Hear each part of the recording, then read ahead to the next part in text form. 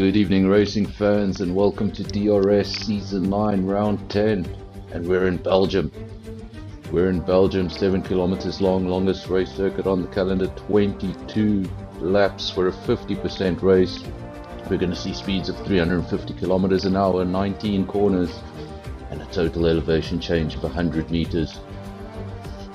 The pass no one can forget, Mark Webber, around the outside, up Radion, passing Fernando Alonso. That was in 2011, and then a little further back in 2000, Häkkinen versus Schumacher, both lapping Riccardo Zonta, and Mika Häkkinen pulling off one of the best passes you'll ever see.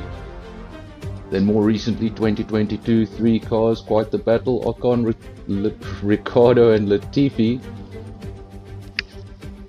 and on that occasion Ocon coming out on top. Like any other race, we have the 3 compounds available, the soft, the medium and the hard. And if we do have intermittent conditions, well, we have the inter and the wet on standby. Hope you guys are ready. It's Thursday night and it's DRS. European Grand Prix 6 times between 1925 and 1973, when this title was an honorary award given each year to one Grand Prix circuit in Europe.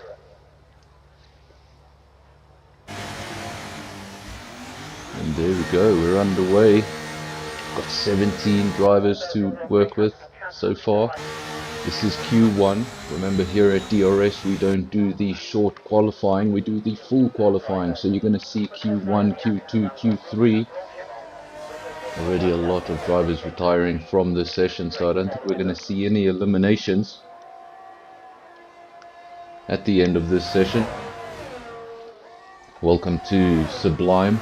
In the comment section, you've joined us just in time. Q1's just got underway, and now it seems like we have a few cars leaving this session.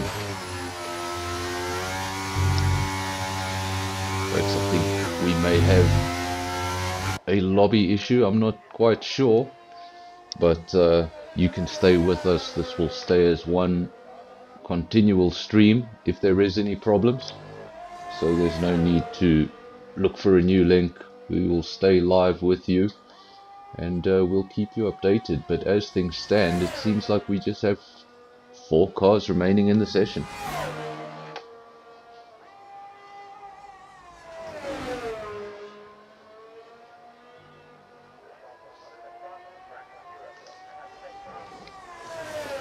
But just as an update, the lobby was created with the wrong settings, and the lobby will be restarted.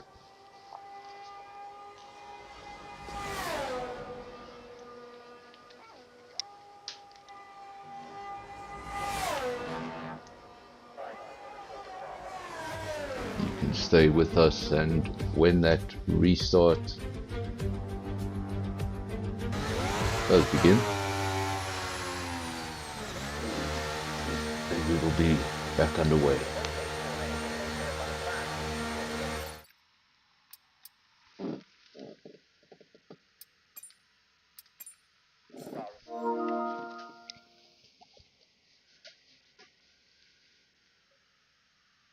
How's it going, Nick?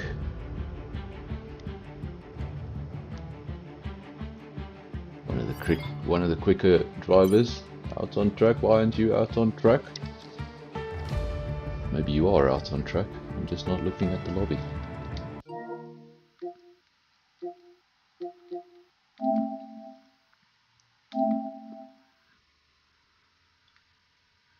And there we go. We've got the new invite, so hopefully we'll get into the lobby and we'll get underway.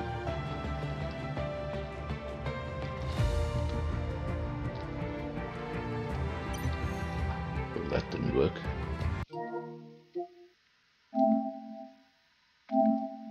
Let's try that again, shall we?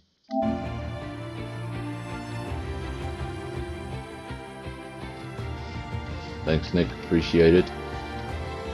Fortunately, we had a faulty lobby. Did a bit of an intro there, but I'm not going to be doing that intro again. I'm going to have to wait for my next stream.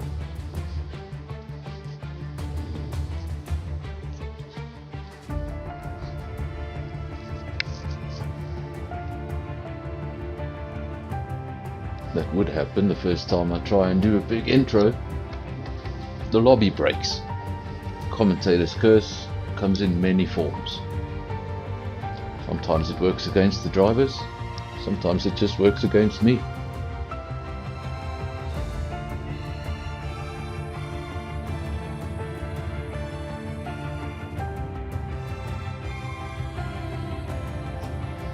As we await the start of the race here in Belgium, obviously Belgium, very famous race circuit on the calendar. It was one of the circuits on the inaugural calendar in 1950, and obviously this is also home to Michael Schumacher's debut race for Jordan in 1991. And then that deal with Jordan, well, it was signed on the back of a napkin, and as soon as Flavio Briatore from Benetton found out there was no official contract, he quickly swept up Schumacher. So Schumacher just had the one race for Jordan before joining Benetton, and exactly 1 year later, at the Belgian Grand Prix in 1992, Michael Schumacher won his first race.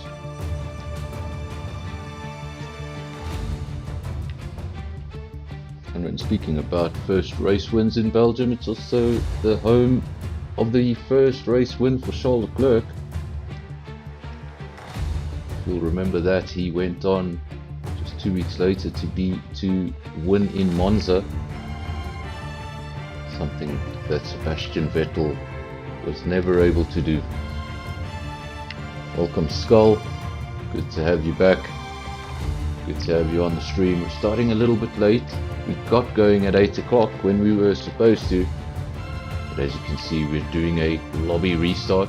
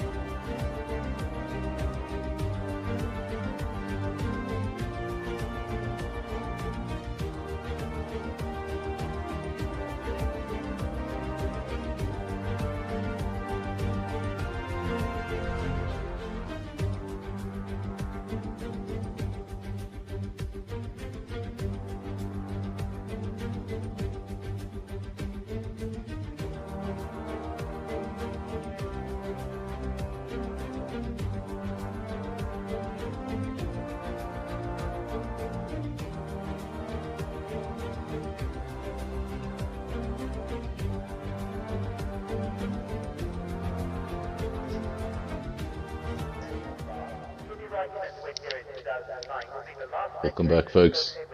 We had a bit of a delay, but we're back underway. Q1 has just begun. And a reminder to all the drivers, just because it's a second lobby, sometimes the guys forget to select their setup. Don't forget to select your setup. Everyone's still in the pits. 17 runners in the field. That means 2 drivers will be eliminated at the end of Q1. So it is a session with all to play for. You don't want to start too far back here in Belgium. Welcome also to Quibus in the comment section as well as on the grid. Some drivers multitasking. Always nice to see the drivers themselves supporting the stream. Here's a Citronic, one of the first cars out on circuit. Some data on your screens. Don't think we need to look at the tires. Everyone's going to be on the soft. Longest circuit on the calendar, remember that, so it does take a little bit longer to get around here for an out lap, for an in lap. You need to bear that in mind. Don't want to be caught out by qualifying, run out of time, run out of tarmac, and find yourself in an unfavorable position at the end of the session. Mondi for Ferrari, Kev for Red Bull, both out on track. S-Tronic, Aston Martin, also have a Williams and an AlphaTauri. Dan Rietveld also out on circuit, so both Ferraris. McLaren leaving the pits, that's Kurbis. We were just speaking to him in the comment section, and now he's out on circuit. No texting and driving, I hope.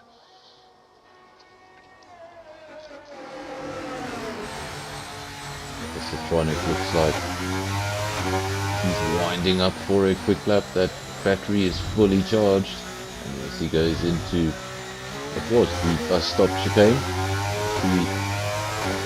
This track used to be a partial street circuit. Those roads have now been closed off. The Citronic into turn 1, and then one of your favorite parts of the racetrack on the F1 calendar, of any racetrack on the F1 calendar. Down Radion, down Eau Rouge, and up Radion. And then activate DRS. You see speeds of up to 350 kilometers an hour. You could see more. It all depends on how the car is set up. Though with very little downforce, you're going to get very high top speeds. But when the track does get a little twisty, you're going to have a lot of issues trying to keep the car on circuit. So Citronic just running a little bit wide there, not able to hit the apex of the corner as he would have liked. Stay on board with him, as he was one of the first cars out there. Another car out on circuit is the Williams of Shane, powered by Duracell apparently.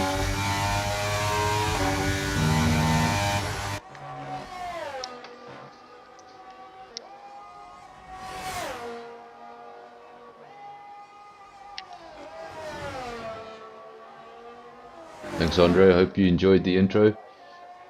Obviously there were two intros. There was one for the first lobby, there was one for the second lobby. The one for the second lobby there was no voiceover. I think the first one was a little better. So if you have time, go back and watch the first intro. First time was on the board and it's a 1:46.8 for S-Tronic. We're going to see those lap times come down, and there's your answer. We've seen those lap times come down immediately. 43.5. That is a more competitive lap time. And now Shane over the line with a 43.5, goes provisional pole, but not for long. Another 43.5, this time Dan Rietveld, and then a 43.4. So the two Red Bulls taking up the front row, split by just a tenth of a second. And Shane was in pole position ever so briefly, now finds himself in third and only a tenth away from provisional pole. Times at the top so close, top four drivers within a tenth. Mondi from P5, the Citronic, slowest of the times that we've seen so far. We've got Kurbis, J-Boy, Panda all in the pits. We saw Kurbis come out of the pits. He didn't do a lap time, obviously backed out of that one. Lap not going his way. Another man we saw in the comments section earlier, Nick Gishin, out on track for Ferrari, driver number 40. Looking for his first time lap of the evening. Seems like Levy has retired from the session, so that means just one driver will be eliminated. Obviously Levy will be eliminated, and then one other driver will be eliminated. You just need to make sure you stay within that top 15. If you're car number 16. Well, that's just bad luck. These two McLarens. Curtis sits in the pits. The second McLaren, Twister, he's out on circuit. Drivers looking for that first lap time, and as the time in the session comes down, you start to feel the pressure. You've got less runs. All it takes is an invalidated lap to really cause a lot of havoc. But there is still time in the session, 11 minutes remaining. Top 3 all in the pits, then the next 3, 4, 5 and 6 are all out on track. We're riding with Fuster. Let's see what he can come up with on his first run. And it's good enough for P8. It's a 44.5. Just over a second away from provisional pole. Swiss went over the line also with a 43.5. So yeah, just a tenth between the top 4. Boinky's looking to join that club. He's got a 43.7, not far off. Those are the only men in the 43s, the top 5. Panda coming out of the pits. This is Flynn. He's in the Soul Alfa Romeo tonight. No teammate for him. Everything falls on his shoulders. If Alfa Romeo is going to get points tonight or not. Unless somebody squeezes into the lobby before the race. But I think 17 was the confirmed number before the race, so I don't expect anyone to jump in. Another thing I'm going to ask some of our viewers, because I know some of our viewers are drivers, just let me know there in the comments section. I get no indication on weather forecast, so just let me know. Is everything looking good for the race? Belgium can be one of the tricky ones when it comes to the rain. Obviously we don't get it on the game, but in real life Belgium is one of those circuits. It could be raining on one side of the track and could be completely dry on the other. If they ever decided to introduce that to the game, that could make things quite interesting. Fastest lap of the evening. It's a 1:42.6. Nick Gishin over the line. And well, that is going to take some beating. That's what you call moving the goalposts. Everybody looked so close there. 43.4 down to a 43.5 for the top 4 positions, and then Nick Gishin came in and broke that all apart. 42.6. If you're going to take provisional pole and you're in P2, well, you need to find 0.8 of a second.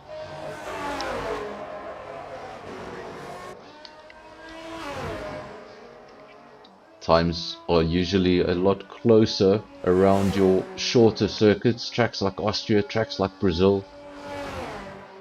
You usually start to see the gaps here in Belgium.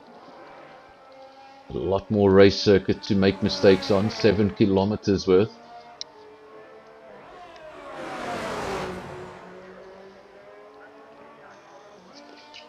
In fact, you could do 2 laps around Monte Carlo, and that would be 1 lap around here.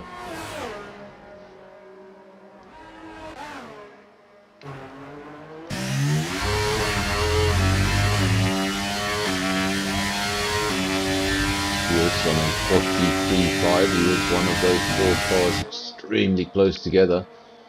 He's having another run now, looking for something better, but if he's going to take provisional pole, what can I say? He's going to need to find himself a second. Thanks for the confirmation, Kubis. Dry race, so no weather worries for any of the drivers.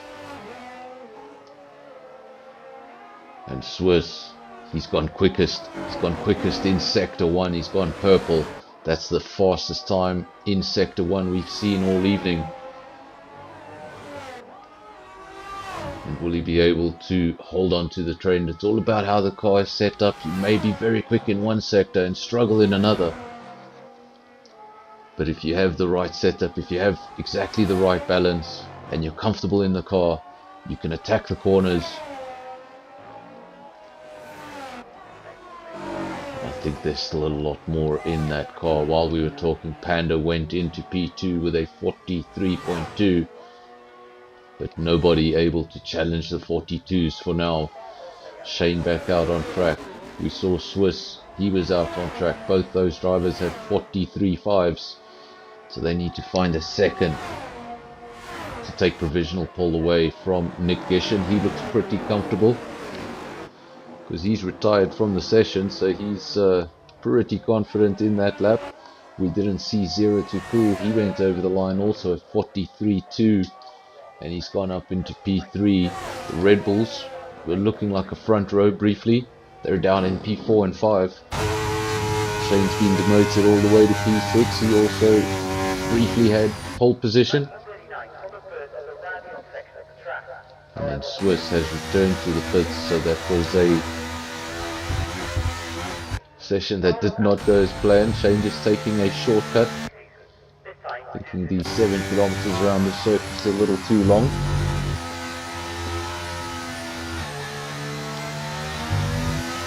A prediction coming in for qualifying. It's not much of a prediction. If Nick Gishin's going to take pole position, he's far ahead. It would take something special from someone in the field. And who's it going to come from? P2 prediction, Panda, so far spot on. And then prediction for P3, it's this man here, Shane. But for the time being, it's his teammate that's up in P3, 0 to Cool. So you got the manufacturer right, it's not the driver.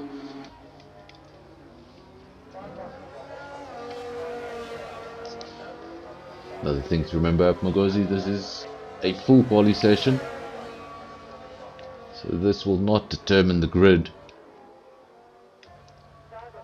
This is just about being within the top 15, going through. Just one driver will be eliminated. Now Querbus has not set a lap time. He's retired from the session. Levy's also retired from the session. So J-Boy really just needs to get around here, set a lap time, and he's going to go through into Q2. Means Q2 will just have the 14 drivers.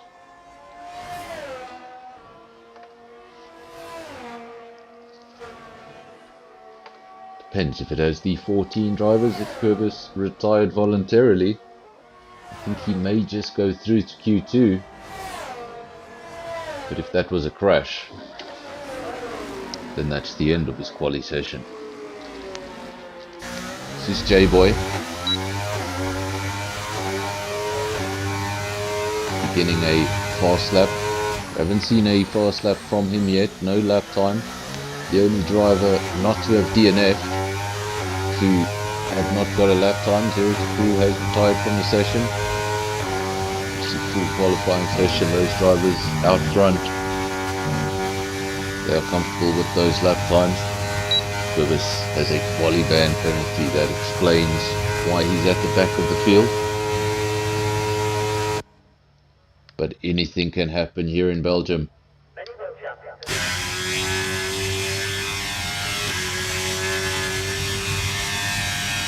On Monday I gave out a stat that Michael Schumacher won the Belgian Grand Prix in 1995 from P16 on the grid with what could only be described as a broken gearbox. So starting at the back of the field really means nothing. Being the fastest man in the field really means nothing. If you've watched previous streams on this channel, and there's plenty of them, there's more than 40 live streams on this channel now, and you'll see one thing in common with all of them: there are a lot of safety cars. So even if you're the quickest man out there, doesn't necessarily mean you're going to win the race. Even if you've got the perfect strategy and all the pace in the world, safety car can come out, throw the dice, and switch everything around.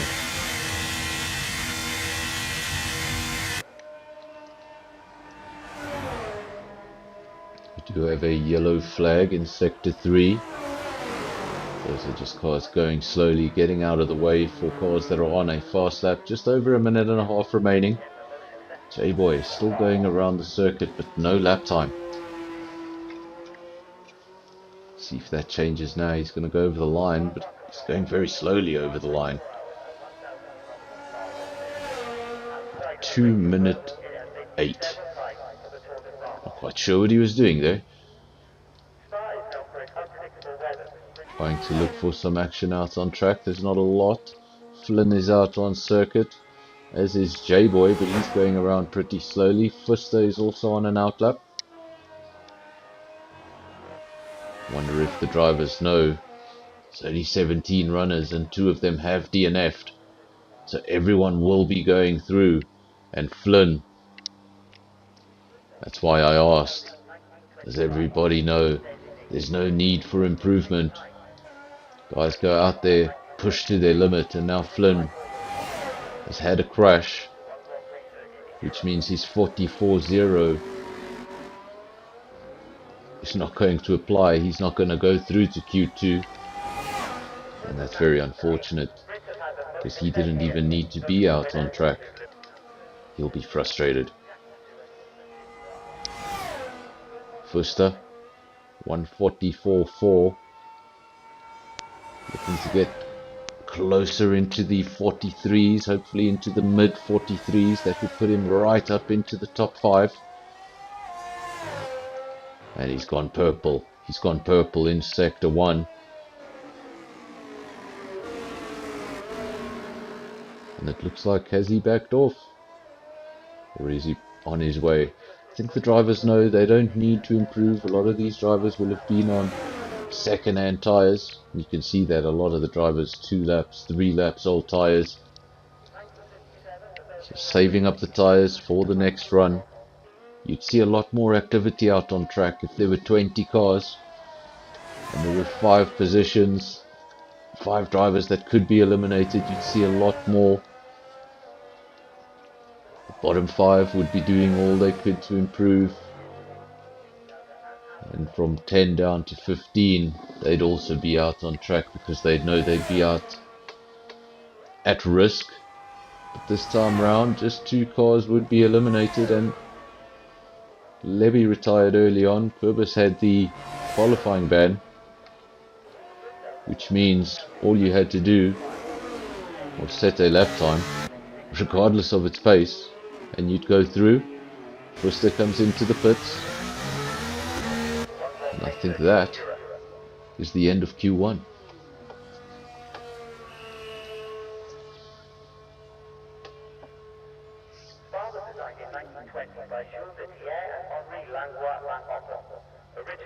Now we're going to shed off a few drivers. I think there's going to be 3 drivers, Quibus, Levy, and I think, well, Flynn. Flynn destroyed his car, so we're not going to see him in Q2.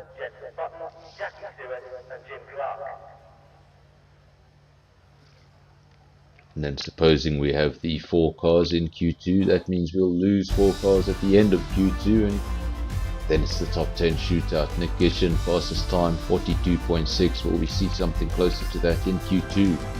Then Panda, Zero to Cool, Kev, Dan Redfeld, Shane, Swiss, Stoffel, Boinkies, and Ariamondi in the top 10.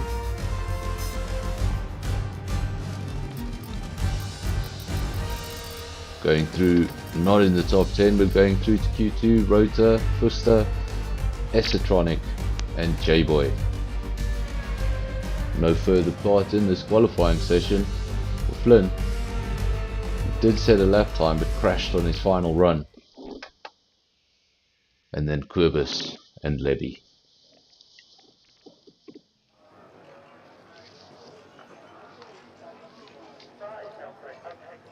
And just like that, we're back. Not much of a break, is it?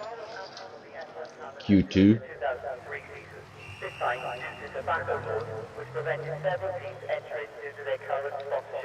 We await some action out on track. Who's going to be the first man out there? Who's going to be the first one to jump? You can see 14 runners. Means we're going to lose 4 of them. This session has a lot more at stake than what we saw in Q1. Remember, we wouldn't lose anybody in Q1, but now we will lose. a handful of drivers. You can see some mechanics coming out of the pits. I mean, shortly we're going to have action.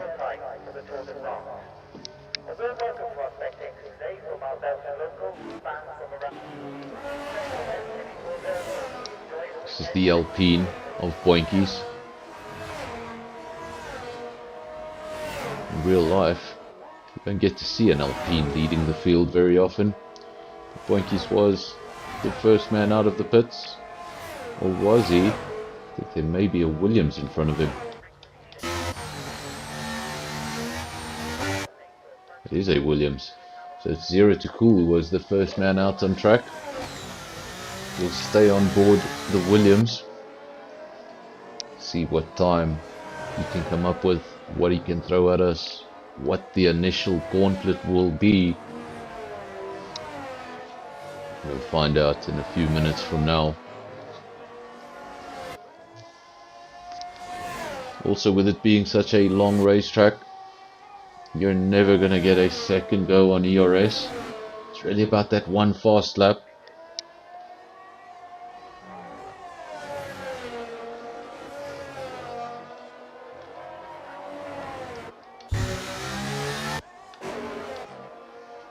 Whole stream of cars out on outlaps. Hopefully everybody manages their own space. The last thing you want to do on that fast lap is run into another car, get your lap time impeded, you have to go back in, do it all again.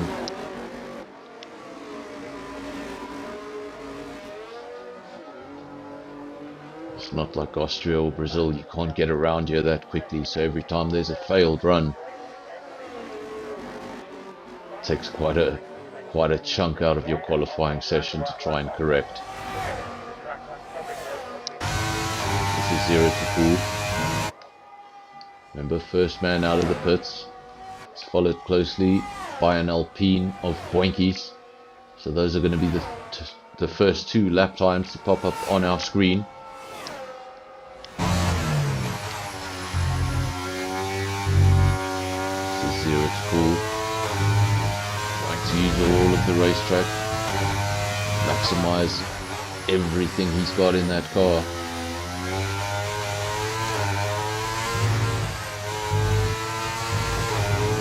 Curb on the outside, using the curb on the inside. Just got to keep all of those wheels within the white lines. Oh, in real F1 you've got to keep all four wheels within the white lines. This game can throw you a few surprises. You don't want to flirt with those white lines too much. Penalties around this circuit could really hurt. I saw a race on Monday night. We had a very late safety car, left us with a 3-lap sprint race at the end. That was on Wednesday night, sorry. And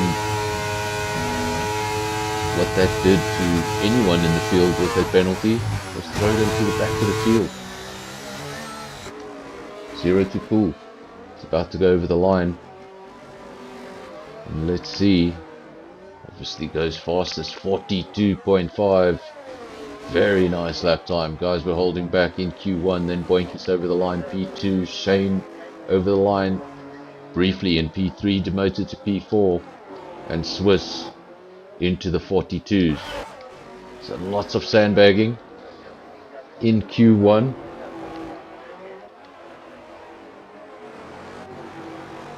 We just saw the 142 in Q1, it was a 42.6, and that's already been beaten. 0 to Cool 42.5. And how much more will the lap times come down by the time we get to Q1? 10 of the drivers have set their lap times now. J-Boy over the line in P7, 144.4. And now we await the two Ferraris, Ariamondi, Nick Gishin, P11 and 12, no lap times. Fuster and Stoffel, no lap times. Those four cars, as things stand, if the checkered flag fell at this moment, would be eliminated. So they need to get around, get those first lap times on the board. Ariamondi, he is on a quick lap. Nick Gishin on an out lap. He's about to start his quick lap. Brister remains in the pits with no lap time, and Stoffel also on the move. That's a very busy racetrack.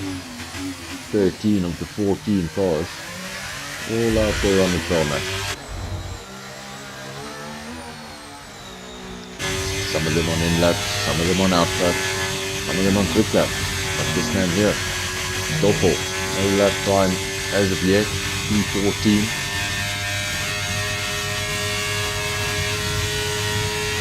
Stoffel reminds me of the name of someone who could have been a fantastic F1 driver. He's never had the right equipment at the right time. Stoffel Van Dorn, currently racing in the Formula E Championship.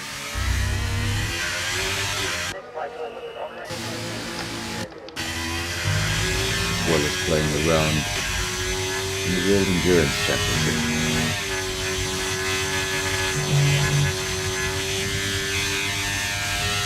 Nick, you're a South African racing fan, then you should keep an eye on Formula E this weekend. Sheldon van der Linde will be testing for Jaguar, the second South African to test for Formula E. The first South African to test for Formula E was Sheldon's older brother, Kelvin van der Linde.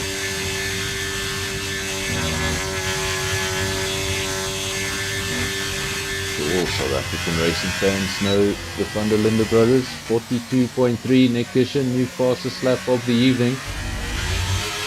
Going back to the van der Linde brothers, you don't know who they are. They're two South Africans in GT3.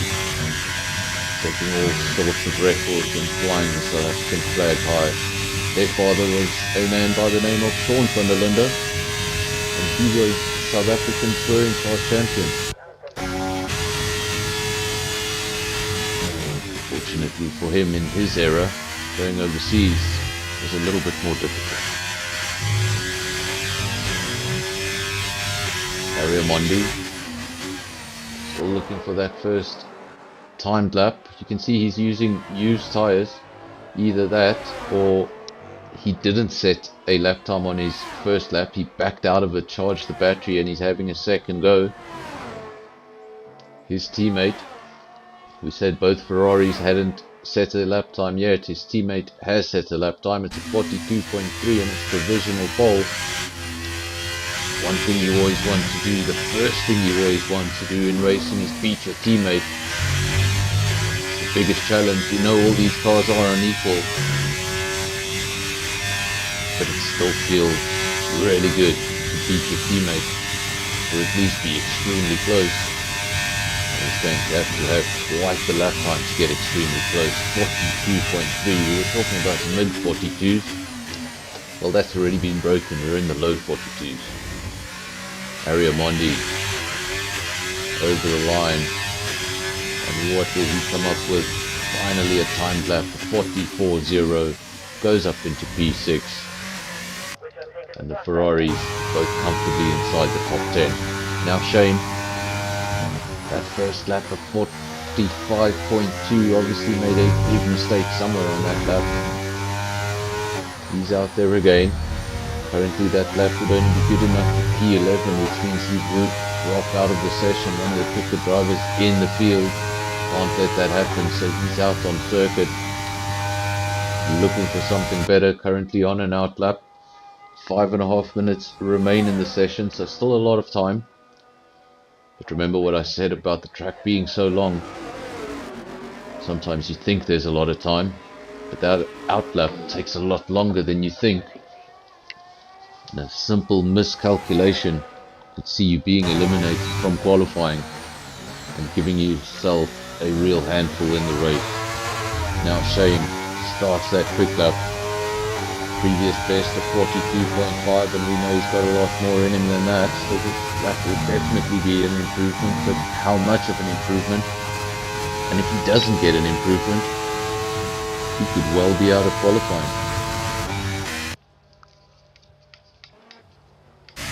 Ariamondi on his way back into the pits. Everyone else is in the pits with the exception of Shane. He has this racetrack to himself. Can't make the excuse of traffic this time around. Only man out on track. He's trying to get himself into the top 10.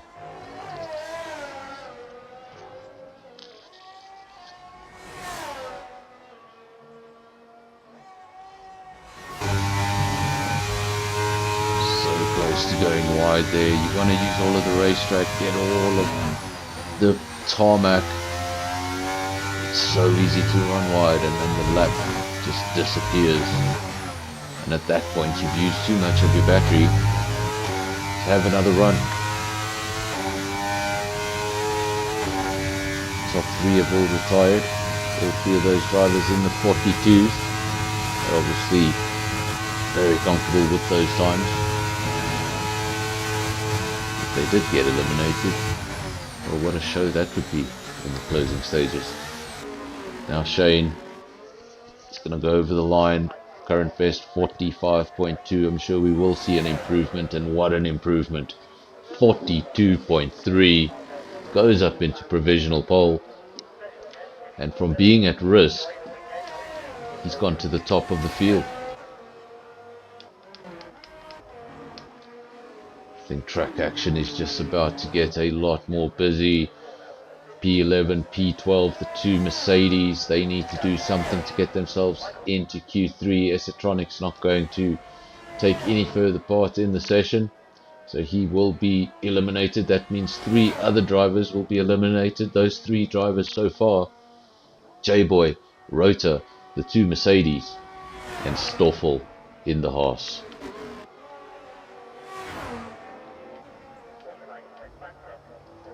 See Fuster, Boinkies, Panda, Kev, J-Boy, Rota, all on outlaps. Stoffel on a quick lap. He's gone up into P5. We were talking about him. He's at the back of the field, seriously at risk as this session comes to a close. He's able to get into the 43s, 43.4.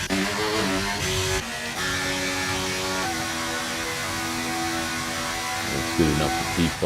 Now we've got a whole smattering of cars at the back of the field. The final 6 cars all out there on outlaps. Kev has actually just started his quick lap, so he's going to be the first of those 6 cars to come over the line. And all of those cars looking for improvement, looking for something better. And the 3 at the back, well, they'll be panicking just a little. Second of the 2 Red Bulls, his teammate comfortably into Q3 it seems, then Rickfeld in Q7, then Kev the second Red Bull, 44.3, and to find something a little more. We saw him do a 43.5, I believe. Was it a 43 in Q1? He's definitely got more time. He's going to be able to extract the maximum out of the car at the right time, be able to go through and be the quickest driver in the field. But if you're just not able to stitch the lap together at the right time, the qualifying session could go in the direction you did not want. And Rickfeld joins the 42s, 42.8, enough for P4.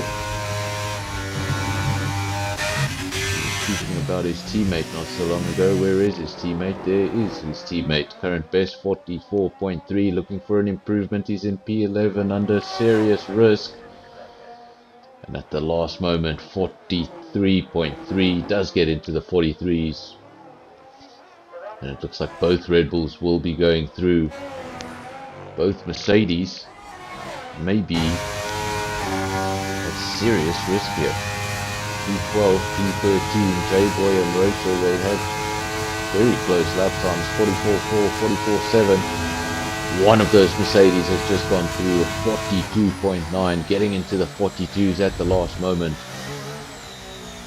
And now J-Boy Doesn't get the best traction out of the corner, but he'll be hoping for an improvement, and he does get an improvement. Slots in just behind his teammate, 4 tenths of a second adrift. But P7 and 8 for the Mercedes, leaving it late. Stoffel will be eliminated from the session, as will Fuster, as will Ariamondi, and then Esotronic.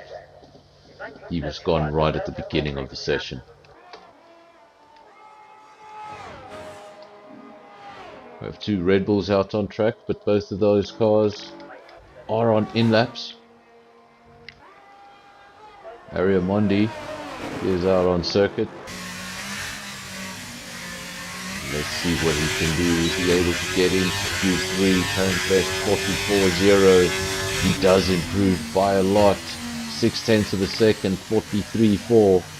But he's just 1/10 of a second short of P10.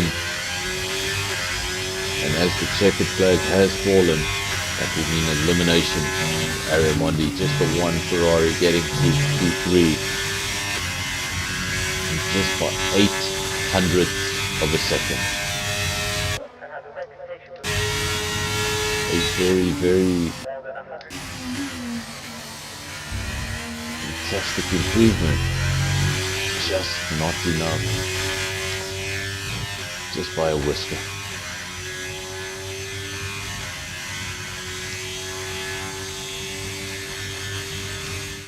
Things were also getting pretty close there for Pando. Looked like he was going to get eliminated for a few moments. So going through to Q3, we got Shane, Nick Gishin, Zero to Cool, Panda, Dan Redfeld, Swiss, Rota, J-Boy, Kevin, Boinkies.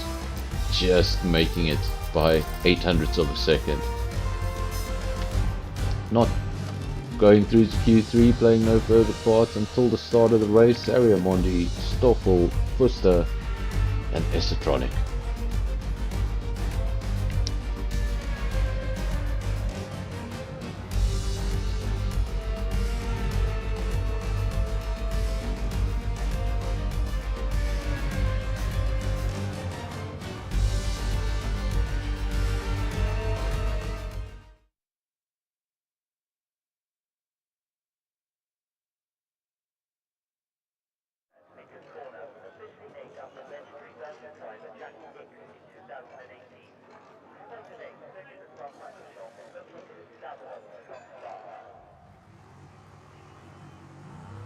Designed in 1920 by Jules Vivier and Henri Langlois-Langlois.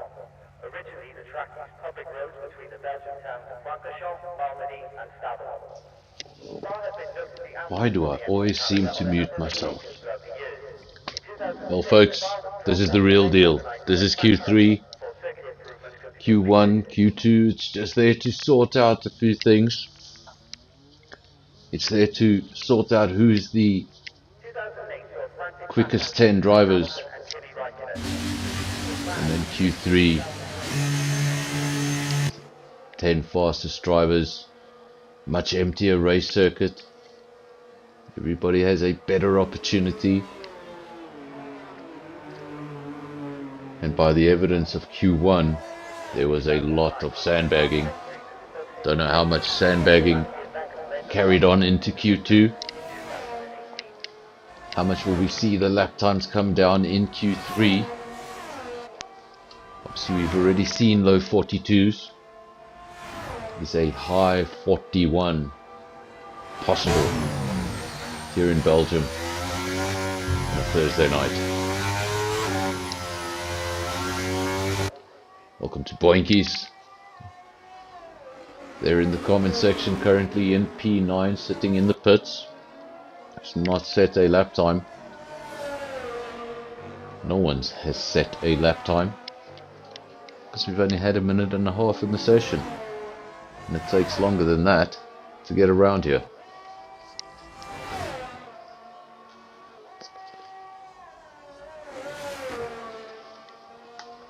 Obviously this is a championship that has not yet been decided. If you've been watching the channel, then our Sunday night league SKR and our Wednesday night league SAFRL, they have just started new seasons. DRS a little bit out of sync. We are now approaching the end of Season 9, and this is a championship that is still very much up for grabs. There is your championship. Kev leading the way with 93 points, and then Dan Ritfeld and Nick Gishin 84 and 83 respectively. So those top three just separated by 10 points. And still a lot to play for in this championship. Round 10 of Season 9. That means we still have 2 races to go, including this one, 3 races to go. That still means 78 points if you take the 3 wins and the 3 fastest laps. So a difference of 10 points for the top 3 means absolutely nothing.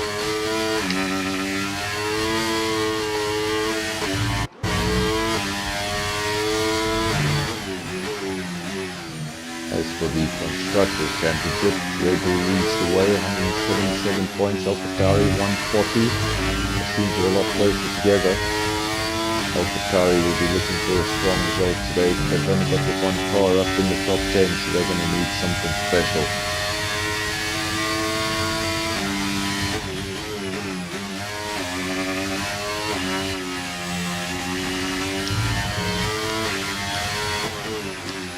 Drivers, with the exception of Panda, have completed their outlap, and they are on their initial run going to safety tires from the session, so we'll be starting in P10. That's not really saying that Dan is the favourite for the championship.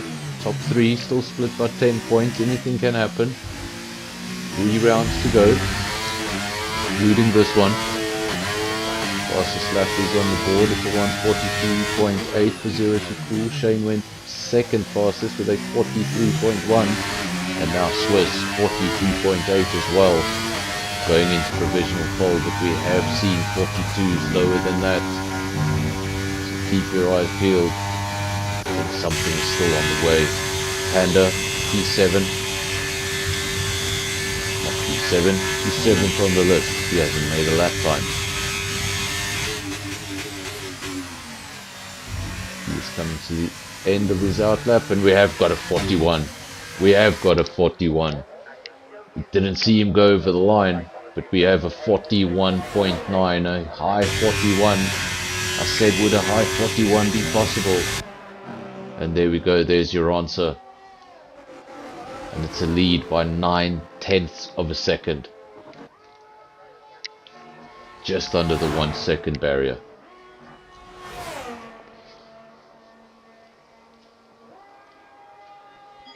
People talk about dominance in Formula 1 today, but many have forgotten the past, or they simply weren't watching back then.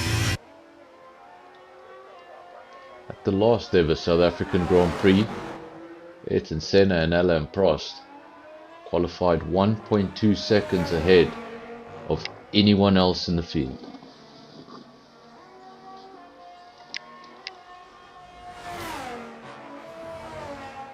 But also in that race, the 2 Williams Renaults went on to lap everyone in the field, with the exception of Ayrton Senna in P3.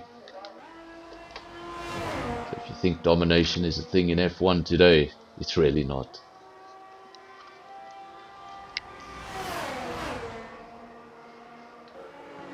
So Nick Gishin 41.9, that's the only 41 we've seen all night. And as things stand, there's no one really close to it. Next best time is a 42.8, 9/10 of a second. Let's see what Panda can do. He hasn't set a lap time, and he's going through the final chicane right now. He doesn't peel off into the pits, which means he's happy with the lap. He's going to go over the line, and it's good enough for P4, 43.0. Almost into the 42s. But he doesn't need to get into the 42s. If you want to take pole, well, you need a 41. We're in the high 42s. You're wondering how?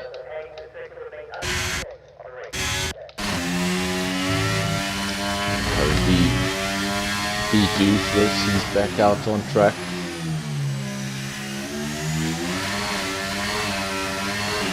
Looking to find an improvement. He's in P2, but it's P2 that is very, very far away from P1. Almost 1 second splits the front row. And that is something you do not see very often.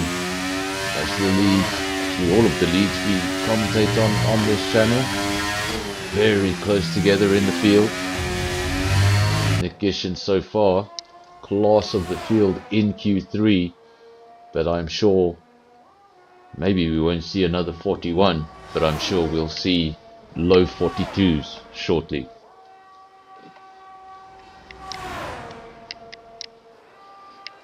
Comment section, let me know, has anybody got what it takes to get past Nick Gishin? 41.9, is it beatable? And if it is beatable, who's going to beat it?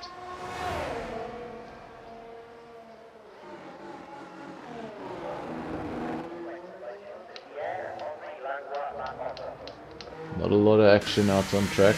See Panda just coming into the pits. The only man out on track is this man here.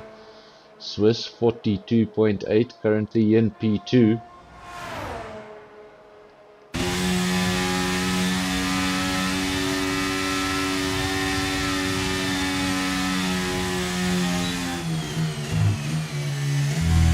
That's 1.5 seconds off, so I think this is just an in-lap for Swiss. On outlaps we have Kev and Nick Gishin, no one on a fast lap at the moment, a lot of cars sitting in the pits. Remember, this is the shortest session of the 3, so drivers started with just 12 minutes and now we have just 3 minutes remaining. So I think we're going to see a lot of cars coming out on track. In the next few moments it will be their last opportunity. Need almost 2 minutes to get around here.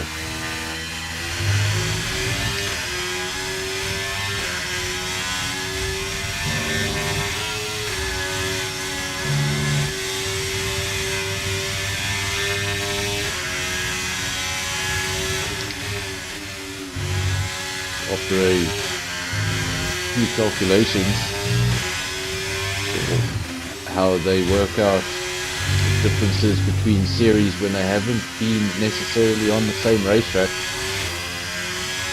they did a calculation for Formula E around Spa-Francorchamps, and the estimated lap time, a 2-minute 15. Quite clear Formula E tracks, they prefer short, twisty circuits. And Belgium is definitely not an option for Formula E.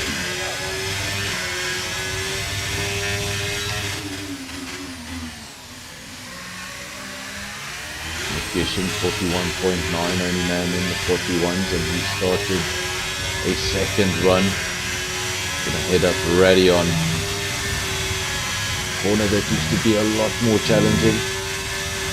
Modern cars fly up the corner full throttle, followed by a DRS zone.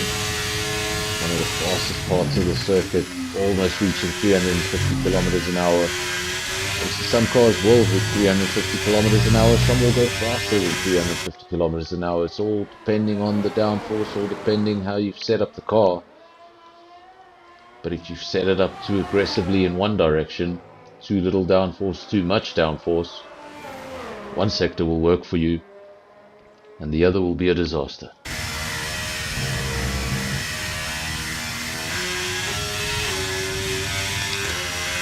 This is Nick Gishin, current fastest. Try and keep our eyes on that Ferrari, see if it makes any more progress into the 41s.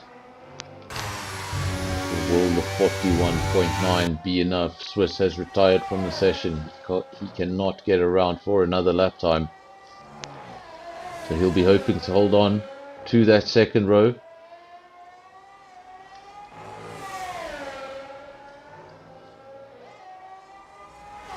But he sits in the pits, unable to do anything, with 8 drivers trying to find improvement.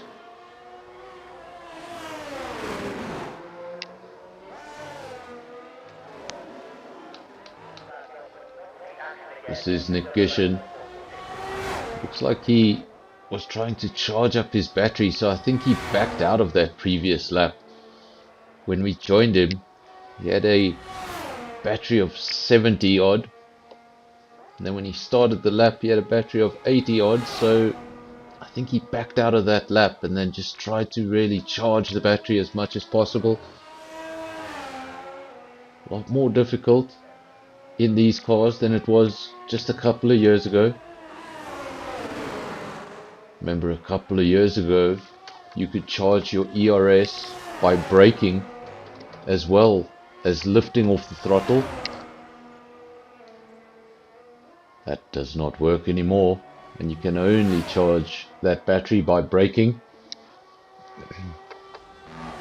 If we back out of that lap a little bit late, you're not going to have time to recharge. Shane has gone over the line, P2, 142.0. We are seeing low 42s. 42.1 for Panda, 42.2 for Zero to Cool, 42.5 Dan Ritfeld, 42.7 Kev. And then the two Mercedes, P7 and 8, 42.7, 42.7. Very close between the teammates. And we thought that lap time would be unbeatable. Shane got awfully close to beating it. Nick Gishin, does he improve? Yes, he does. We didn't see the lap time, but we did see something purple at the top of our screens. So we're going to have to wait for the official results to see what that was. Remember, his previous best was a 42.9. And he just extended it. Well, sorry, it was a 41.9. He extended it to a 41.8. So just took a little bit more out of it. So Nick Gishin takes pole position here in Belgium for round 10. Then Shane joins him on the front row. Just behind them on row 2, Panda, Zero to Cool. Row 3, Dan Ritfeld and Kev. Then we have the pair of Mercedes, all fourth front row, J-Boy and Rota, and then Swiss and Boinkies make up the top 10.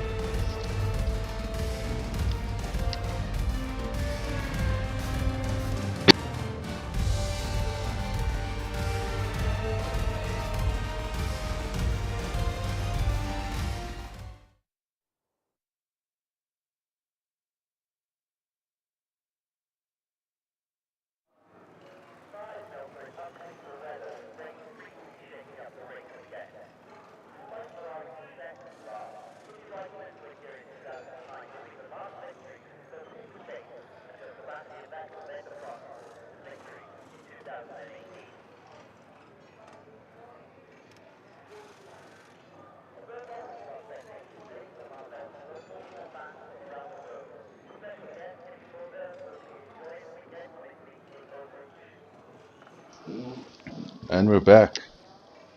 Qualifying was fun. All of that was fun. But this is where the points come from. It's all about the race. If we were doing a 100% race, it'd be 44 laps. So just the 22 laps around here. But it's a very challenging 22 laps. We're going to wait for the 5 red lights, and when they go out, it's going to be Williams versus Ferrari into turn 1. This can be a messy turn 1, so hopefully everybody's able to keep things together, pointing in the right direction, and it seems like they have. Ferrari versus Williams, up Radion. Could we see a Mark Webber Fernando Alonso situation? And we do see a Mark Webber Fernando Alonso situation, and the car being passed happens to be a Ferrari. Now straight back into the lead. Nick Gishin using the slipstream, just getting a better run. And Shane now getting messy. The back of the car just getting out of shape, loses all sorts of momentum, loses a position to Panda. He's coming back at the Haas, reclaims P2 briefly, closes the door on the Haas. And Shane has had an interesting start to the race, led briefly. Now he's got his hands full with what will soon be a very, very long DRS train if it's not able to break up.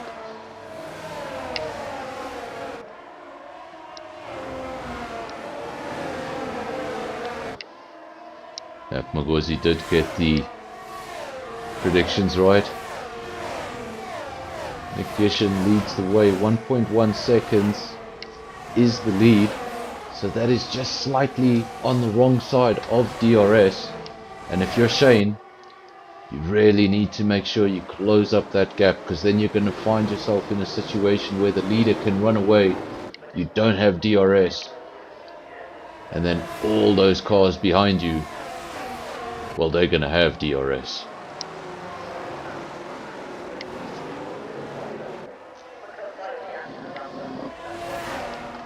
Which also happens to be the name of the league, DRS.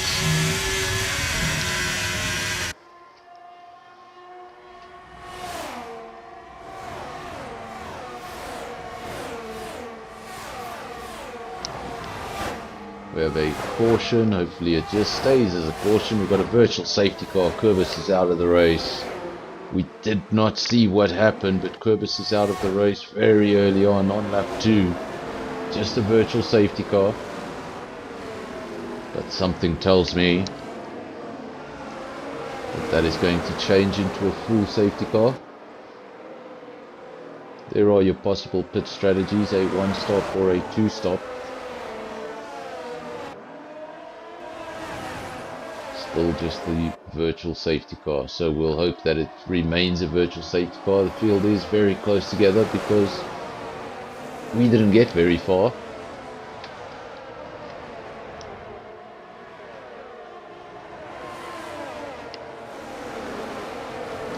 So that was a McLaren retiring early on. Fuster now the only McLaren remaining in the race. Currently on 1 point. It's in P10.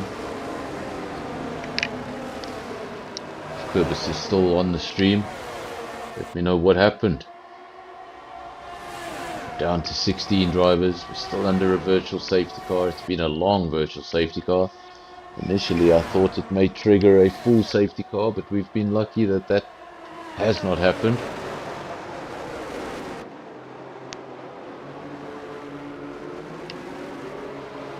And there we go. We get back underway. Just as the leader gets onto the pit straight, DRS is enabled. Remember, that wasn't a full safety car, it was a virtual safety car, so it means DRS comes right back into contention, and as that is the start of lap 3, means that Shane, who was trying to get back into DRS, has been able to close the gap to 0.3 of a second, and now he is going to have DRS. Is he going to be able to come at the Ferrari, or was he too far behind? Yes, he has. He's gone up the inside. And good work from Shane. Leads the race. Nick Gishin is not going to give it up that easily. We saw what he's capable of in qualifying. The only one into the 41s, 41.8. Shane was close behind with a 42 flat. So again, if qualifying pace translates to race pace, we've got something special on the way.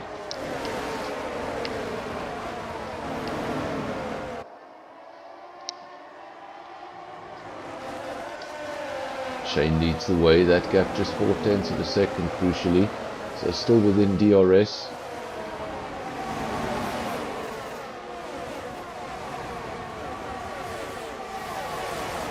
Gishin and Shane, they'll be open to break away from this field a little bit, because at the moment we have a DRS train from first place down to P11,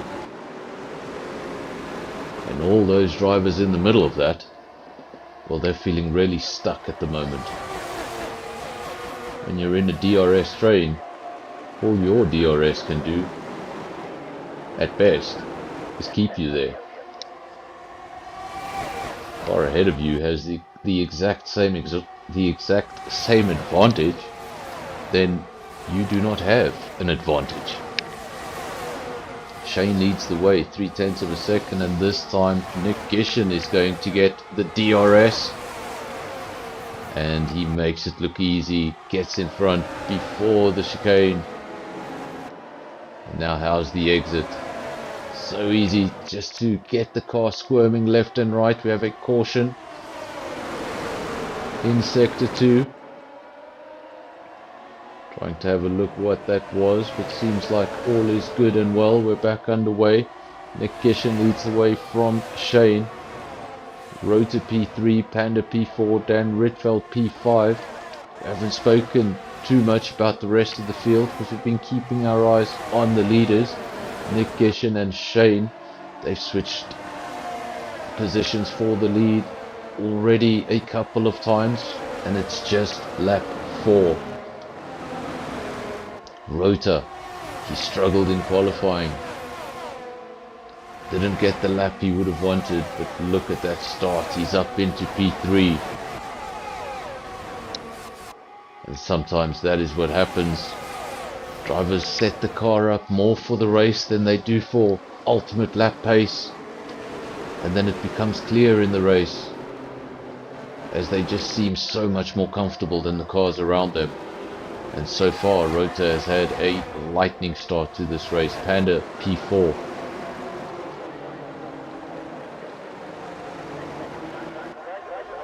There we go, just confirmation. I was even thinking maybe I was getting that wrong, but Rota has made up 5 positions at the start of the race. Other drivers to make up 5 positions at the start of the race: Levy, Fuster and Stoffel. So lots of movement now. We get another caution in sector 1 and 3.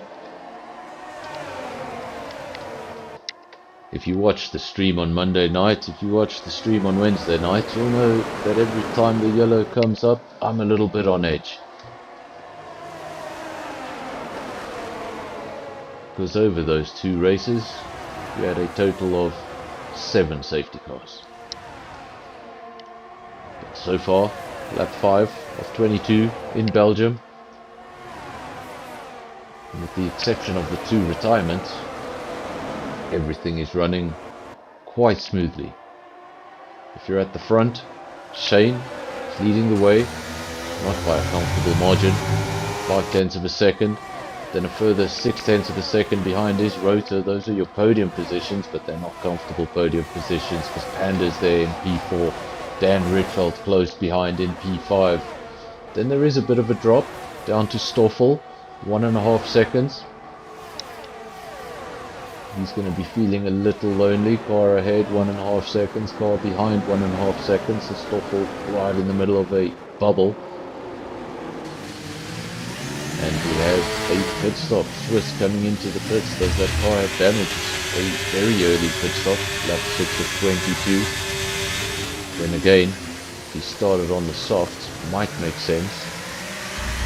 It's a long race circuit. So you could do 9, 10, 11, 12 laps on other circuits.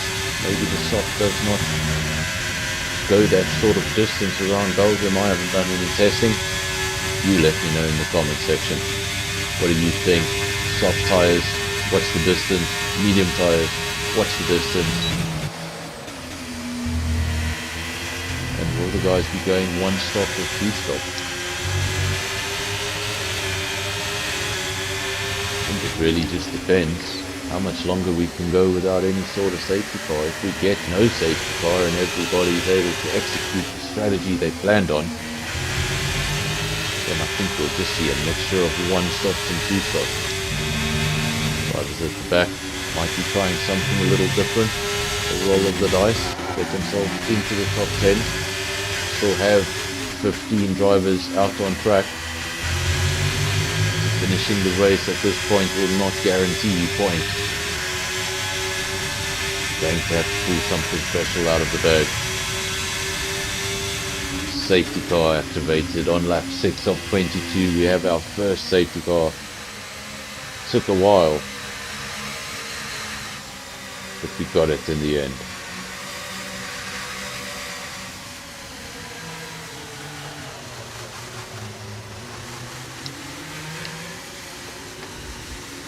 Now we're getting pit stops. Nick Gishin into the pits, Shane into the pits, Rota into the pits, Panda into the pits, Stoffel into the pits. Everybody coming into the pits, medium runners, soft runners. The only man, Dan Ritfeld, he decided to stay out there on a set of mediums. He's going to keep track position, he's going to lead at the restart, but now he's seriously out of sync.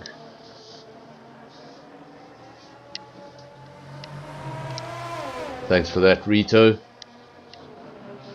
I don't always have the best information going into the race, so it's always very helpful to get some info from the comment section. A lot of the people there in the comment section are drivers either in this league or in another, and they know very well how far these compounds can go around the various circuits, because, well, they spend a lot of time on this game. I spend a lot of time in spectator mode.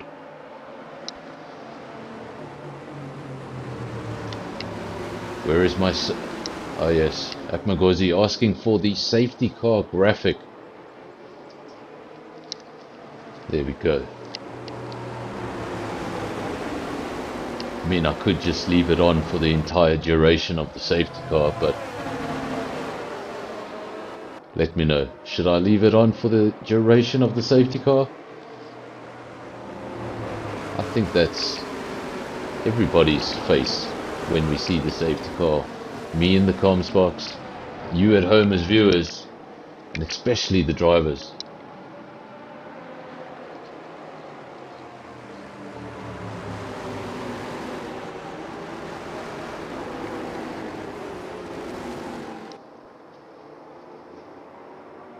So that info, soft, probably the only last 5 laps of the race. That'll be a pit stop on lap 18 or 19. And then if you plan on finishing on the mediums, probably do that in the last 10 laps of the race. We are at neither one of those points. So it suggests that everybody who is not on a set of hard tires is going to have to pit again. I just feel like Dan Ritfeld may have put himself in an unfortunate position. Evening, Pantry Star. Now you come into the room and say, hey ladies. Unfortunately, this channel has according to our analytics, our audience is only made up 0.7% of, well, ladies.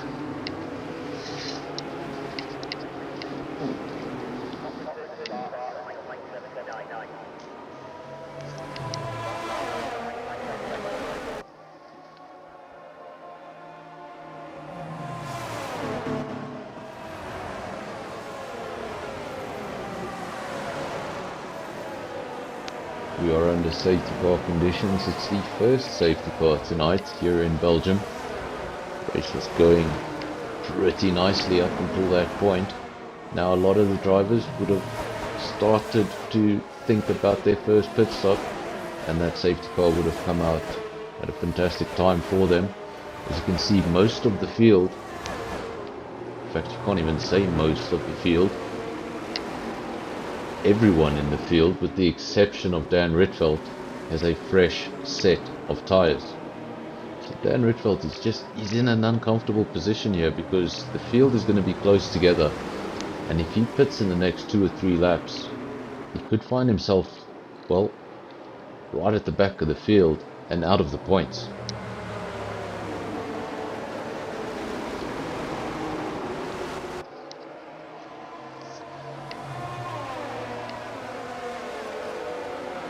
Really, when you see that safety car, you have to make the decision: are you going to go in, stay out? And sometimes you get it spot on, and sometimes you scratch your head and think, what was that? Yeah, I agree with Pantry Star. Dan Ritfeld will need Probably another safety car. Because at the moment, he's going to have to do a pit stop when the field is extremely close together. And that can only mean one thing. Pantry Star saying or rain. I did get confirmation at the start of the race that it would be a dry race. I think it was Quibus that gave me that information. If the game were more realistic, I'd say rain could come at any moment. We're in Spa.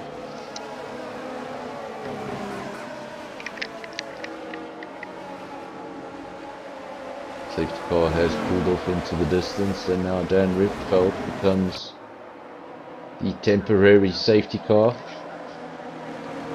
He decides what to do. Does he back up the field? Does he go? When does he go? And obviously nobody can make an overtake until that start-finish line. There we go. Dan Richtfeld leads the way, and he's going to have a lot of cars behind him on fresh tyres. Nick Gishin P2, Shane P3, those two cars have been battling throughout the race for the lead. Now they're battling for P2, but the car up ahead of them needs to make a pit stop. It's getting very close now, cars jumping across the screen. I think that's a bit of internet issues. Luckily no carbon fibre flying, 3 cars going wide. Well, that is a reminder of 2000. Mika Hakkinen and Michael Schumacher going either side of Ricardo Zonta into that very chicane. On that particular occasion, if you watched the intro, you'd know Mika Hakkinen came out on top.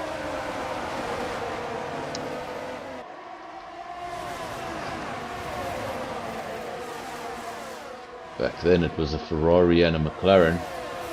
Today it's a Ferrari and a Williams.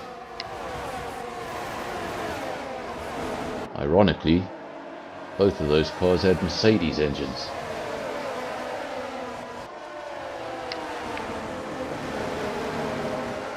Speaking of Mercedes, we have lost the one Mercedes, that was J-Boy. The other Mercedes having all sorts of issues. Look at that, he's in P3, but if he looks in his mirrors, he's going to see cars. Doesn't matter, he's going to look in his left mirror, he's going to look in his right mirror, and there's a car in each of those mirrors. So he's going to be doing everything he can. That is definitely not a comfortable podium position. And over the next few laps, it's going to be very difficult to hold on to that. Not only do you have one car behind you with DRS, well, you have the remainder of the field down to P13, all in a DRS train. Luckily for P1 and 2, they have broken free from that long train. Gishin P2, Shane P1, but those two are still comfortably within DRS. Gishin not close enough to challenge this time around. So order remains the same. Problem with a DRS train, as I mentioned before, is the drivers in the middle, they can get stuck. Drivers can get frustrated, and when drivers get frustrated, mistakes start to happen. If cars are that close together, a mistake doesn't usually just involve one car retiring.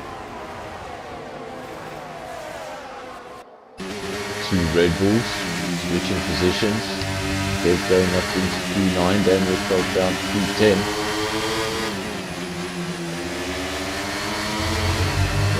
Lost all of those positions. Remember, he started from the safety car in the lead, now down into P10 behind his teammate. He's the only driver out on track on aging tyres. Safety car activated a second time, and now Dan Richtfeld, he can make that pit stop. There's confirmation of it. Both Red Bulls into the pits. That means they're going to double stack a little bit. Luckily for them, it won't count for too much. They are towards the rear of the field. they're going to be able to catch up to the queue, and they're going to have those fresh tires. 11 laps remain.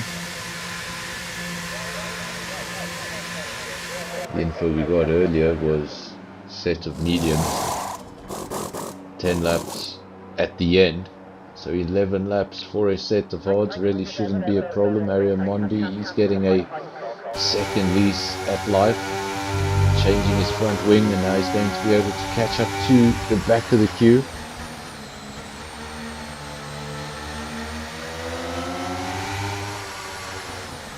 Second safety car of the evening. Makes it really difficult for the drivers out front. Every time they get a little bit of momentum, safety car comes out, neutralizes everything. The drivers will always be quick. This is just enough to break your concentration, break your rhythm.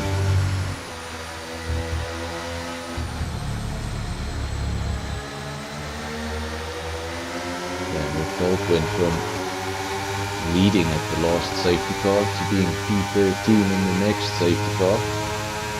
Luckily for him, he did get this safety car, because I believe things could have been much worse.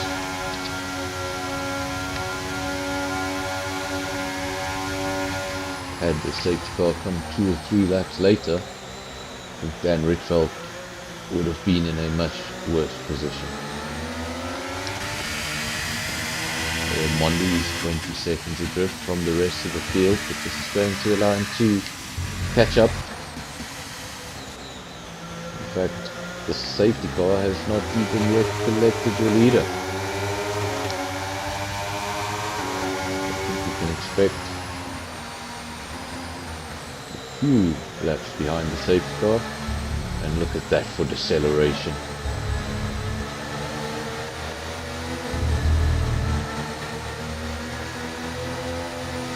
The Mercedes and Aston Martin safety cars, these are extremely quick sports cars, but when you see a Formula 1 car behind them, well, just saw there the top speed Shane hit there on the straight, briefly he hit 250 kilometers an hour, and we know these guys do 350 kilometers an hour down that straight. Sitting behind this safety car, quite annoying. Another thing that can be quite annoying is being in this midfield behind a safety car. You've got to be careful not to run into the car ahead of you, and every driver behind you has to think of the same thing. If you're in the lead, then you don't want to hit the safety car, and you don't want to pass the leader. Tell me in the comment section, has anybody here ever hit the safety car? What happens if you hit the safety car? I mean, it'd be quite funny if the safety car went into the gravel and crashed. I mean, what happens at that point? Trigger a safety car for the crashed safety car?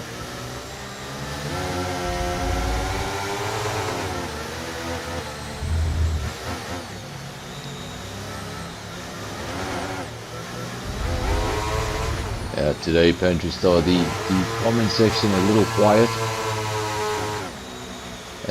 and a few of the viewers are actually in the cockpit of their car, so they can't access their keyboard.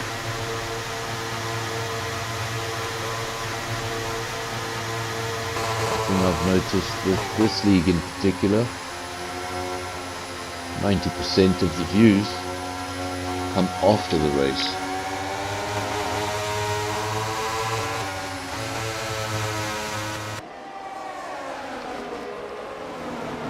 Safety car has pulled off into the distance,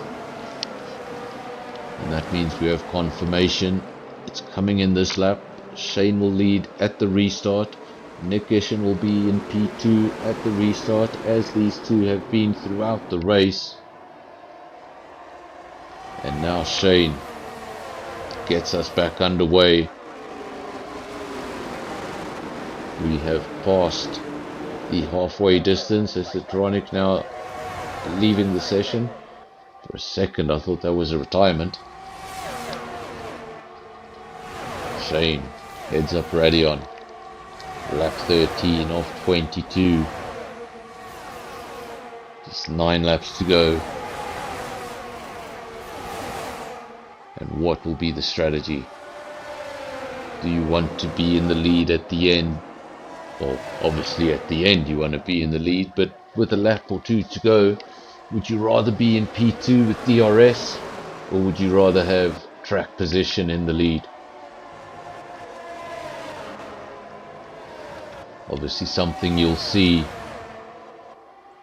in the lower categories of MotoGP, like Moto 3, Moto 2. You also see it in IndyCar and even NASCAR on the ovals. Sometimes you don't necessarily want to be in the lead on those final 2 or 3 laps. You rather want to be in the slipstream.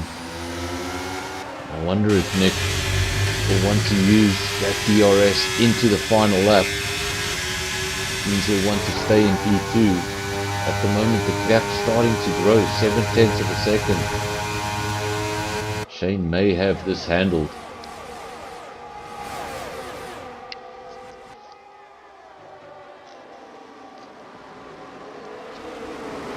Moments ago I said the gap was growing. Well, it's 0.4 of a second again. It's not going to be close enough to make any sort of move into turn 1 this time around, but if he can get really close at the top of Radion before he opens up DRS, then he's going to have another opportunity to retake the lead of this race. At the moment, 0.8 of a second, it's just a little bit too far behind. Or you're going to need an extremely long DRS zone. Let's see how close he gets. It'll give us an indication for the future laps of how close he needs to be to pull off that overtake. Well, he was 0.8 of a second behind at the start of the DRS zone. He was 0.3 of a second behind at the end of the DRS zone. So that tells me if you're behind in a DRS situation, you should be able to claim half a second down that straight. For the time being, Shane still leads Rota P3, and he hasn't had it easy. He's had cars in his mirror the entire race, hasn't been able to get away. He's been leading a DRS train for most of the race. He's got Panda in P4, not quite close enough to make a move. But if there's any mistake up the road, he will be right there to capitalize. Pantry Star asking, please not another safety car. Well, I can only confirm no more safety cars when we get to lap 19. When there's 3 laps to go, then I can confirm there is no more safety cars. But until we get to lap 19, I can give you no guarantees. Zero to Cool, saw him have a good qualifying session. He's down in P8, Kev P9. Not the best day for Red Bull. Dan Ritfeld at the rear of the field. Remember, he led the race for a time.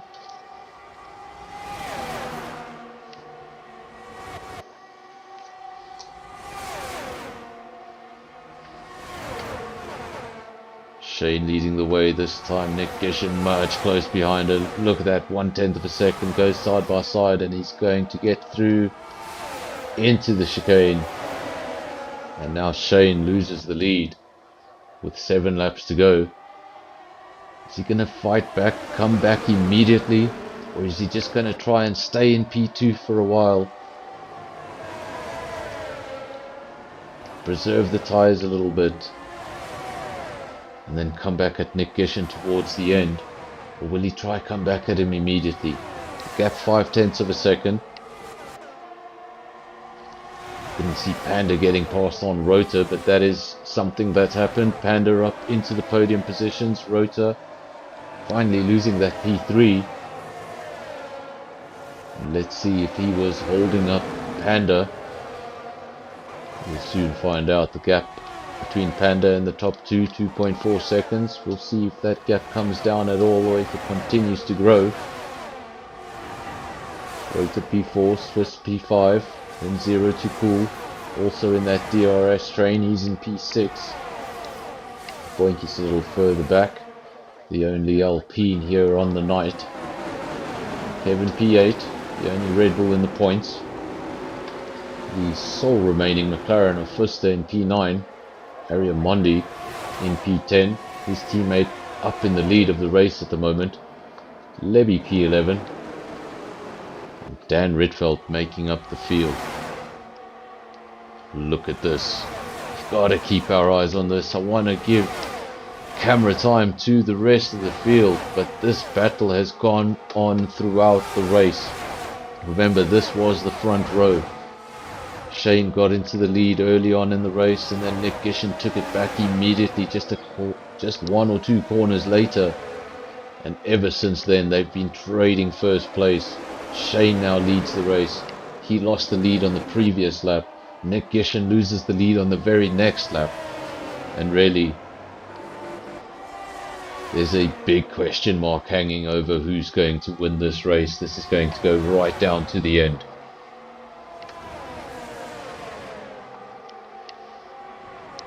Same prediction. Apmagozi saying same prediction for the race as he had in qualifying. Nick Gishen to take the victory. Shane P2 and Panda P3. Well, at the moment, that prediction is far from correct. Shane is in P1, Nick Gishen is in P2, and Panda, well, he's nowhere near the podium. He's down in P6.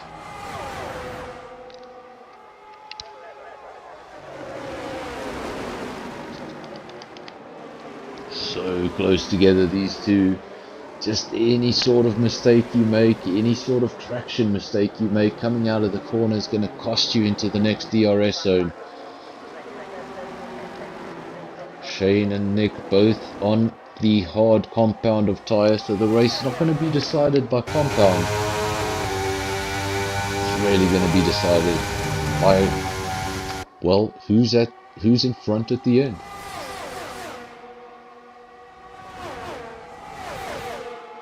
I almost sounded like Will Buxton there for a second. That's probably the silliest thing I've ever said on stream. Was it? Yes, it was Will Buxton that said, the first one to cross the finish line wins the race. Yes, that is the thing Will Buxton said on Drive to Survive.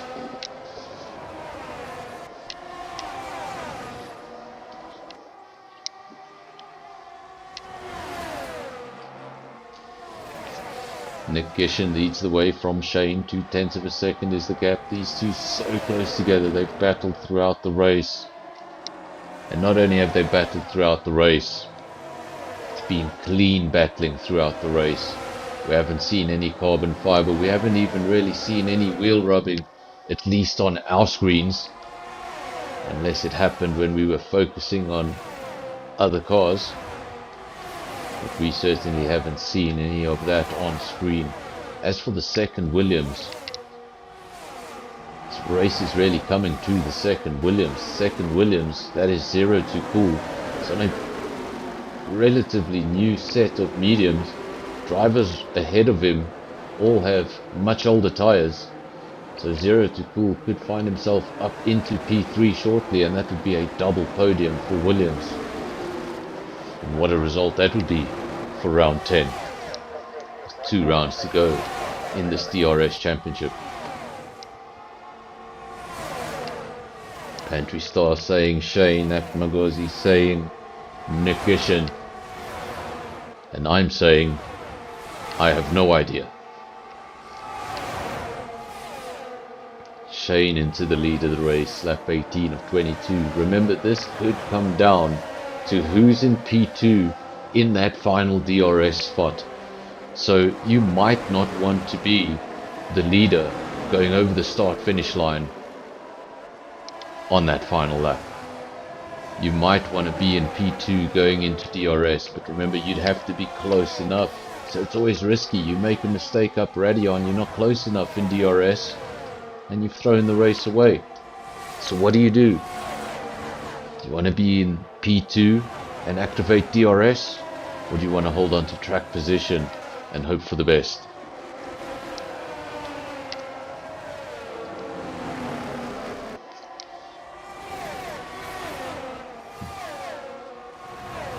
Gishin and Shane now starting to have the biggest gap we've seen.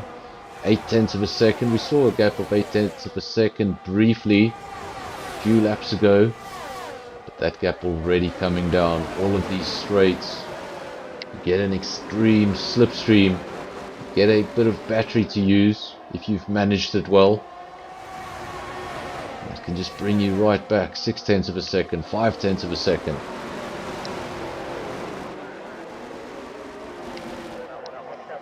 No idea, isn't racing tonight. Well, I can't call the winner. I'm the commentator.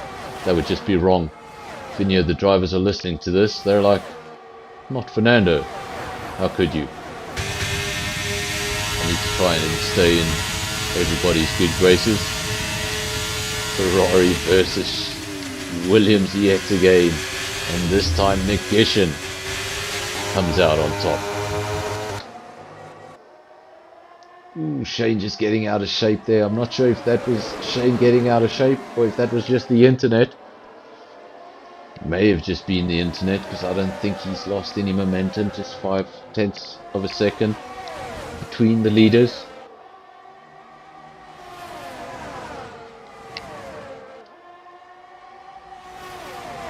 Yeah, Pantry Star saying needs to break DRS. I think whoever wins this race needs to break DRS. Whether it's Nick in front, whether it's Shane in front. I think as soon as DRS is broken, that driver probably has guaranteed victory if he's able to keep the car on the road. But as long as this DRS train continues, I think we're not guaranteed a winner down to that last lap.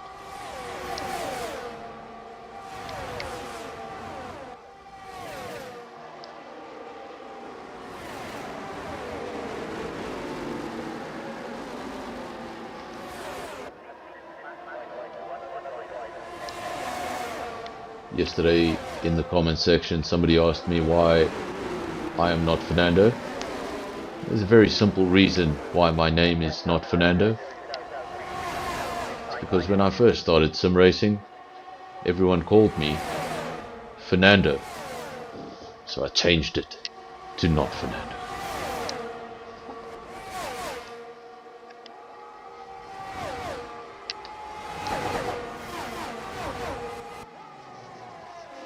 Shane leads the race from Nick Gishin. This is going to come down to the last lap. You really, I don't know, do you want to be in the lead? Do you want to be in P2? It's such a long DRS zone.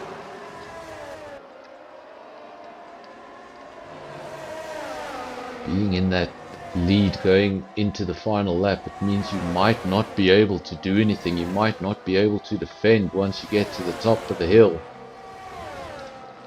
It's really a roll of the dice. Where do you want to be? Preferably, you want to be where Shane is and break the DRS.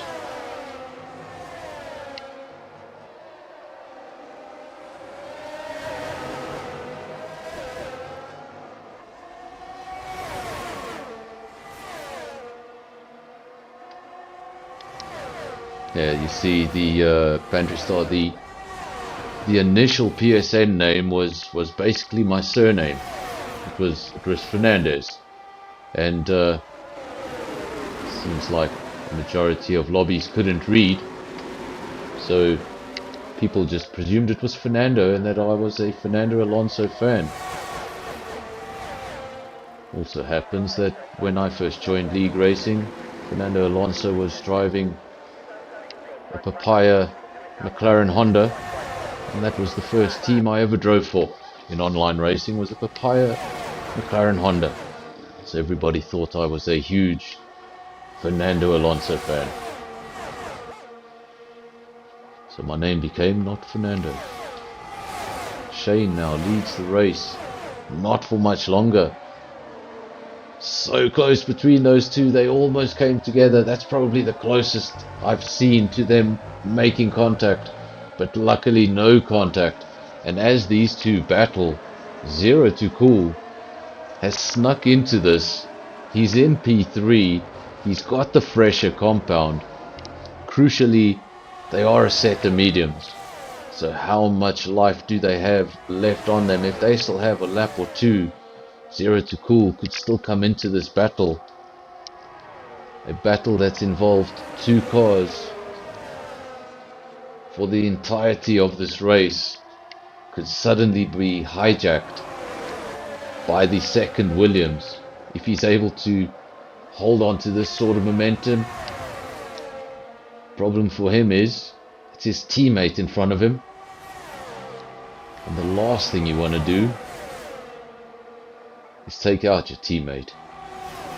First thing you want to do is beat your teammate, but the last thing you want to do is take him out. So it's a very fine line. Now lap 21 of 22. How close is Shane? It's 7/10 of a second. Remember, you need to be probably within half a second when you get to the top of the hill. He's trying to do that. He's trying to stay right on the gearbox of that Ferrari. We mentioned the advantage might be being in DRS on that last lap, not necessarily being in the lead. We'll soon find out if my prediction was correct. Atmagozi also saying that same prediction, but will Shane be able to get close enough? That's what it comes down to. And he has not been able to make the pass. Will the pass still come somewhere else in the track? I thought it would come in that DRS zone. I think Nick Gishin just saved up all the battery life he could, opened it up on that straight, and probably surprised Shane a little bit when the DRS was not having the desired effect. But for now, I think Nick Gishin may have played this just right. Williams getting awfully close. This would have to take something very special, probably into the final chicane. How much closer do you want it, folks? These two have been together throughout the race. I feel sorry for everyone else in the field because, well, they've got the worst coverage of the entire season. I've been following these two and I can't take my eyes off them as they go side by side into the final chicane. I think Shane may have the inside. It's going to be about the traction. It's going to be all about the traction. I think he's got it. Williams, 7/100th of a second. Your front row is P1 and P2 at the end of the race. And after 22 laps, they are separated by 7/100ths of a second. Boys and girls, if there are any girls, that is an F1 race.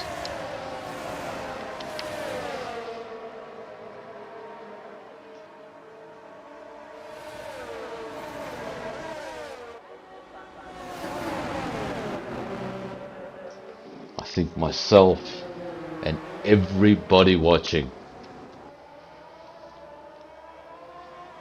got a real treat tonight.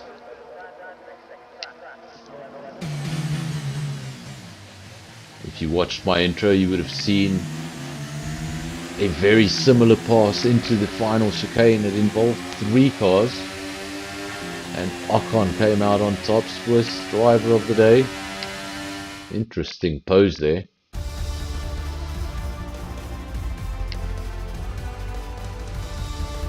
Now we just await the official results, and Shane, well, what can I say?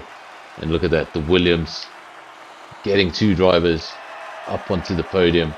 Fantastic race for Williams, fantastic race for Shane, and you've got to give it up for Nick Gishin because he fought right to the end, and that race could have gone either way, literally down to the line. Shane wins the race, 25 points on the night. Nick Gishin P2. Those were the quickest drivers all night, but they didn't have the fastest lap. Fastest lap goes to P3, 0 to Cool. getting that Williams up there when it counted. Then we have Rota P4, Panda P5, Kev P6. He's followed by Swiss, that was the driver of the day, in P7, Boinkies P8, Dan Redfeld, and Fuster making up the points paying positions. Not in the points tonight, Levy, Ariamondi, and then a handful of DNFs. DNFs for Stoffel, Esotronic, Flynn, J-Boy, and Quibus.